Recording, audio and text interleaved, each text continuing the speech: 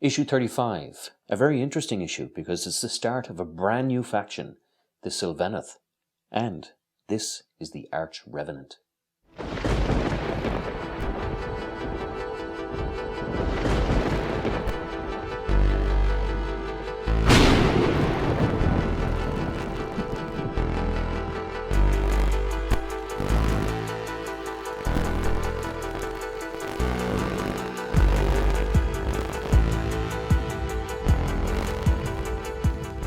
Hello and welcome to The Lucky Roll, an eclectic channel for eclectic games, and today we're doing our continuing series of Warhammer Age of Sigmar Stormbringer magazine by Hachette.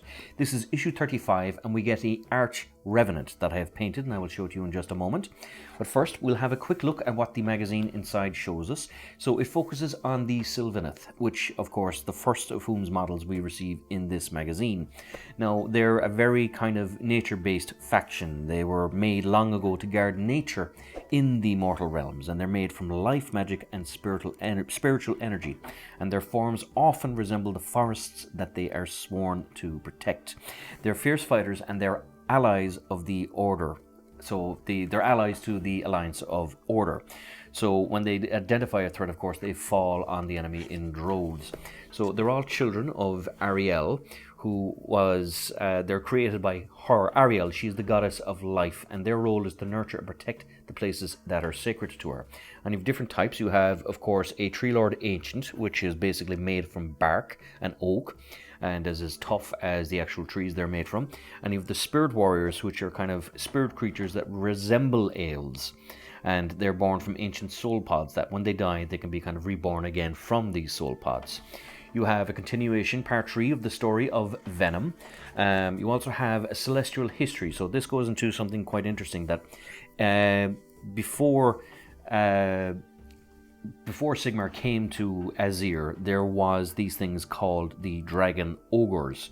They were banished by Sigmar, but they were there in the realm of myth and really cool, kind of horrible looking creatures, which who knows, someday we might be able to paint a few of them. You have here the Battle of the Burning Skies, in which Sigmar himself led a battle against the forces of Khorne, but was tricked by Archon into casting away his holy warhammer and had to retreat to the Azyr as a result. And of course you have the Stormbreaks, where he comes back in to try and reclaim the mortal realms.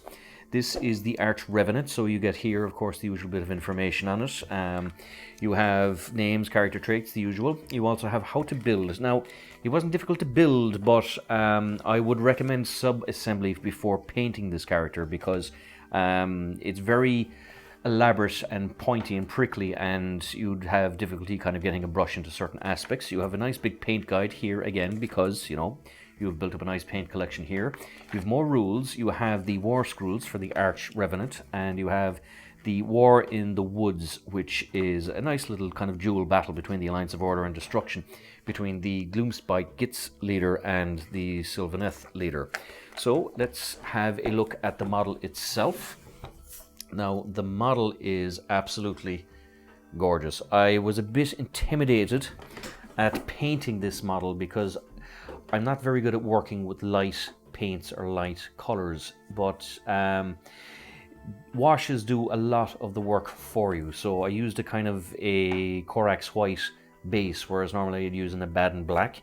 I used Guilliman blue for the shield to just kind of stain it, and the same thing here with the wings, with a kind of a touch of Nilux oxide to base it with, and then, you know, a bit of Guilliman blue on top of it, just to kind of give different effects to the wings. It was hit and miss with the approach, but to be honest with you, it was better than I thought. The Guilliman blue worked quite well on the helmet, and not so well on the actual blade itself, but I'm hoping that people watching this will learn from my mistakes.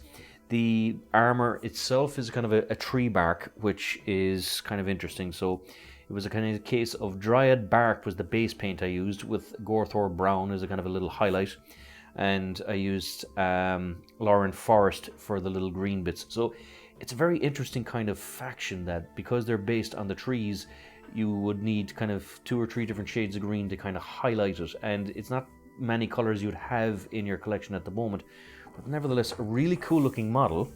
They're kind of war leaders, but again, it's it's not a model I'd rush into painting unless you're kind of confident.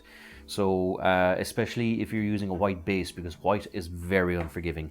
And of course I used a very thinned down version of Nilux Oxide to kind of give a green tinge to both the staff here and to the hair of the character. But now that I have one, I'm actually quite pleased with it, and I'm looking forward to kind of painting a few more.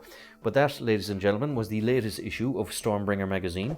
As always, if you enjoy these videos, please like, subscribe, all that good YouTube stuff.